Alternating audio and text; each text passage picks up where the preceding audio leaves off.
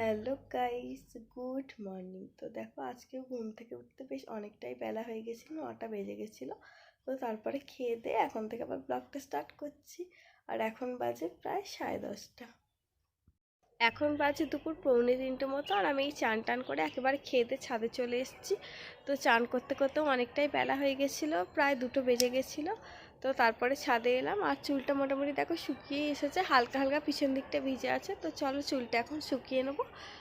আর ততক্ষণে তো আমাদের ছাদে যে ফুল গাছগুলো হয়েছে, তো আমি আগের বার এসেছিলাম তখন অনেক ফুলই ফোটেনি, তো এবারে দেখো সব ফুল ফুটে গেছে।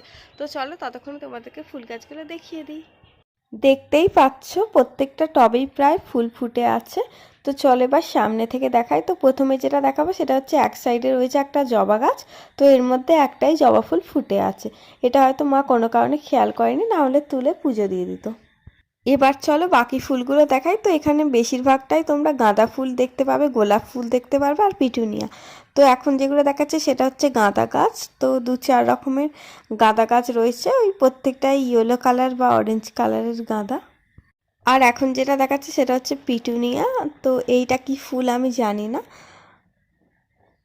তো এই ফুল গাছগুলোতে এখনো সব গাছ আর কি ফুল ফোটেনি, আর এখানে কিছু কিছু মিনি গাঁদাও রয়েছে। আর এটাও কি ফুল জানি না, দেখতে বেশ সুন্দর, একসাথে অনেকগুলো ফুল ফুটে আছে।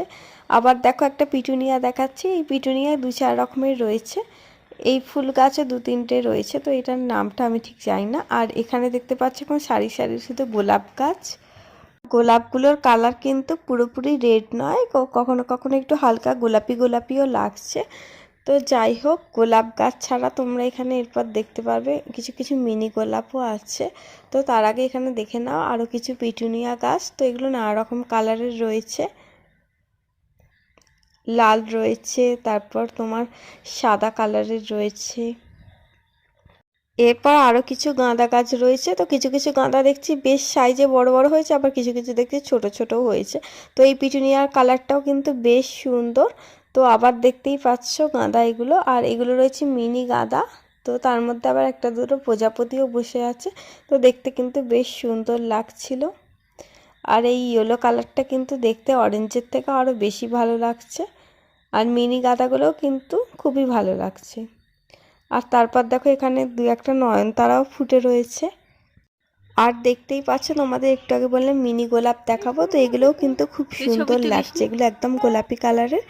তো এরপর দেখো এখানে মিনি গাঁদাগুলোর ওপরে প্রজাপতিটা বসে আছে, তো দেখতে কত সুন্দর লাগছে। আর শুধু একটা প্রজাপতিই কিন্তু নয়, আর আরও একটা আছে। তো এই দেখতেই পাচ্ছ এই সাইডে আরও একটা রয়েছে। তো যখনই দেখি প্রায় জোড়া জোড়াই আসে ওরা, আর দেখতে কিন্তু দারুণ লাগছে সত্যি। তো আমি ভিডিওটা করছিলাম, আমার নিজেরই এত ভালো লাগছিল।